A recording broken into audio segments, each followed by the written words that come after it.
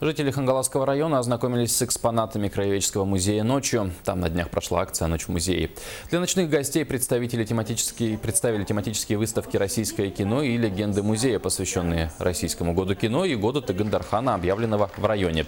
Посетители могли запечатлеть себя в кинообразах, подкрепиться в арт-кафе и приобрести сувениры или украшения на ярмарке продажи товаров хендмейд. К тому же этот день был объявлен днем дарения, когда любой желающий мог пополнить фонд музея семейной реликвией или ценным экспонатом.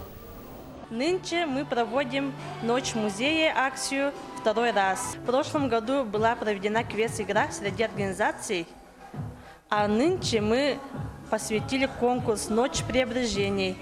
И в конкурсе тоже участвует организация Улуса, Хангаласского Улуса, и должны показать образ киногероев – голливудских, российских, советских, якутских.